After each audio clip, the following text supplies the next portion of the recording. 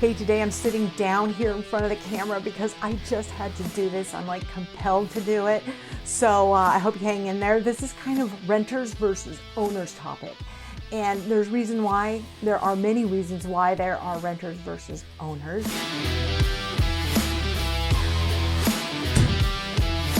And a friend of mine who was in real estate for a long time writes brilliant articles for AmericanThinker. And if you haven't been on AmericanThinker and you like to read great writing, it's a great place to go. He submitted an essay 2 years ago in a contest, and they've been publishing him. His name is Mark Ross, about 4 times a month now for 2 years.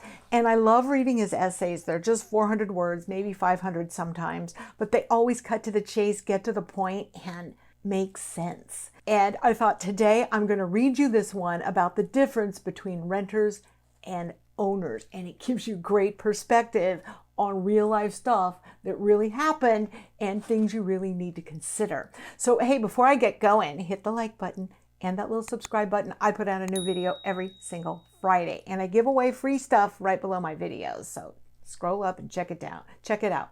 Now I'm going to start putting on my lentes here, and let me read this great essay. Okay, so Mark writes, on this planet that we call Earth, there are only 2 kinds of people, renters and owners. There are various reasons for renting. Young folks are typically not financially ready for ownership because they lack the proper credit history, and most importantly, they haven't accumulated the necessary wealth needed to provide a sufficient down payment. Another reason for renting, oftentimes not included, is the mobility factor that comes with it. It is orders of magnitude easier for renters to pick up and leave when compared to the much deeper commitment of ownership, which we call putting down roots. Now, meanwhile, the political demagogues have worked assiduously at programming the tenant population to think of themselves as victims. Their votes are easily harvested by imposing further restrictions on those wicked landlords. Housing's a human right, has become sort of a mantra in our dystopian inner cities. Consequently, tightening the screws, listen up, on landlords compels the investor class, landlords, investors, same thing, to seek more favorable environments, meaning leaving your city and not buying rental properties and providing them for you. All right, localities with strict rent control and eviction controls are also burdened with severe housing shortages, because who'd want to build there and who'd want to own there when the government's like choking on them and telling them what to do? That's my editorial. On to Mark's writing. The magic utopia of Berkeley, California was perhaps the leading edge in this process. Before a court ruling mandated rent decontrol on vacant units, university students were strapped with long commutes since they couldn't find any housing close to the campus. It seems that the affluent alumni held on to their rent-controlled apartments long after they moved to the suburbs. Why? To use it for cheap storage or to house their teenage offspring. As something is made to be cheaper, it also becomes available for uses of lower value. Going beyond local politics, in the same warped mindset is taxing unrealized capital gains and outlawing gas cooking stoves. The Bidenoids are floating the trial balloon of National Renters' Bill of Rights. Don't chuckle too hard. Okay. The social justice warriors are, of course, ecstatic, but wait, there's a catch. Using government as a weapon against rapacious capitalist fat cats landlords can only work in a particularly blue urban core. The national situation, however, is that almost 2/3 of American households are owner occupied. This is not a recent phenomenon, but rather a persistent reality. Both renters and owners are subject to pretty much the same housing conditions. It's just that owners have much less year-to-year cost of living veritably, since their housing cost was set at the time they purchased the house. Nonetheless, supply and demand remain paramount. Demand is largely the result of local economic conditions, aka job creation. Supply is both the result of new construction and proper maintenance of the existing structures. A builder once told me, Mark writes, that the U.S. loses about 1 million housing units a year due to fire, termites, obsolescence, and other forms of depreciation. During the 2008 recession, we were building at significantly less than the replacement rate, which inevitably led housing shortage. Other factors have also contributed to the expense and difficulty of locating places for us to live. Here about in Oakland, Mark writes, the upfront costs of planning and permitting tend to run about 50 grand for building a new single-family home, a regular house. Add to this the price of a vacant lot, and then the building has to be designed and constructed. Also, most of the desirable vacant lots have already been built on. So what's left? AKA the tertiary sites, or the less attractive sites, and are more expensive now and less appealing, of course. They're in weird places where people don't usually want to live. That's me editorializing. Okay, as a way of compensating, the builders are looking for functionally obsolete structures in decent locations to tear down and replace, often with multi-unit housing. Then there's the construction of accessory dwelling units, ADUs as they are called, or formerly called granny units, just so you'll know, as a less conspicuous way of infilling. These were a big deal during World War II when many residents arrived for war-related occupations.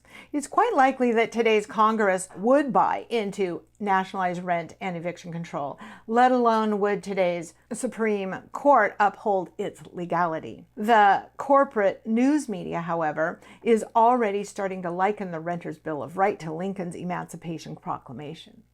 Wow.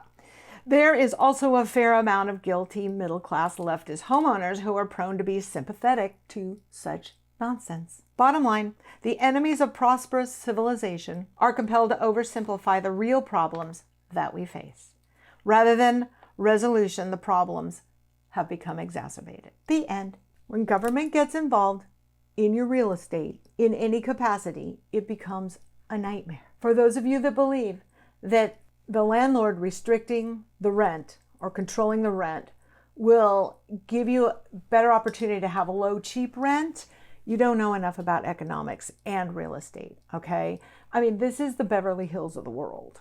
People want to live here. Mark always says, you know, everything's affordable, otherwise it's vacant. I love that. It's always affordable, otherwise it's vacant.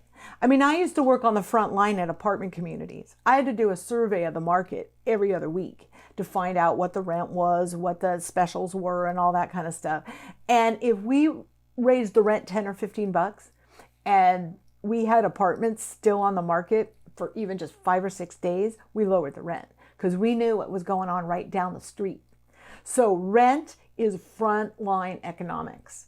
The landlords are watching it like a hawk. They have a renter, they might try to get 10 or 15 or 20 or $100 more, depending on the place. Probably not right now. But when it stays vacant, they lower the rent. So landlords are very well aware of where they need to be with their rent. Not only to cover their costs and their burden of owning a house, which some renters just can't think about, okay? But because they need to be competitive with all the other rents that are identical to theirs, the rental properties, identical to theirs that are around them, okay? You can't compete as a landlord. You got to be right in there. If everybody's renting 2 bedrooms, 1,200 square feet at $3,200 a month in your neighborhood, well, yeah, you could rent it for less and you'd probably rent it pretty fast. But a landlord needs to keep his rent as high as he can, but still be competitive. So his place isn't the vacant one because he's trying to get too much money. So every landlord knows if you up the rent and it's vacant, you're going to be lowering the rent. It's just what you do as a landlord. Landlords don't have problems with lowering the rent. They want to stay competitive with what's going on in their little market around their rental property. And they also have to cover immense amount of expenses to be a landlord, which I know is hard for some of you to imagine. So when there's too much restrictions on landlords, like happened in Berkeley, they just board up the places. 10 years they were boarded up. Like thousands of rental properties were just boarded up, and the Berkeley students had no place to live because a lot of the rent supply there was individual houses, not apartment communities. But it was knocked down by a court decision that said no rent control. Whatever the landlords want to do, they want a vacant apartment because they want a vacant house because they want to make the rent too high, fine, but we need to make it so that it's fair for the landlords. And sure enough, people unboarded their houses, unboarded the windows, pulled out the storage junk and started renting them again. And it didn't take very long. So it's really important to understand basic economics and what really works and the reason that there are renters and owners. Owners have a little discipline, maybe more skill in being able to purchase a house. Renters haven't figured it out yet, and they're just going to be renters. And I'm sorry if that's a little harsh, but that's just kind of how it is. You either have a down payment or you don't. You either have great credit or you don't. If you can't afford to live in the Beverly Hills of the world, you might have to move somewhere else. Millions of people do. Apparently in the past 3 years, 600,000 people left California to move to Tennessee and Texas, because you could get that 1,200 square foot apartment or even buy a house for nothing, okay? But if you want to live where it's expensive and everybody else wants to live, things go up, prices go up, and things get higher and higher and higher. So it's just how it is in California, but there's a lot of reasons that it's that way, not just because it's popular and limited, because there's only one California on the planet, okay? But because the people you vote for make it expensive for you and make it difficult for people. So be careful who you vote for and try to become a homeowner and not just a renter. My next video is coming up right there.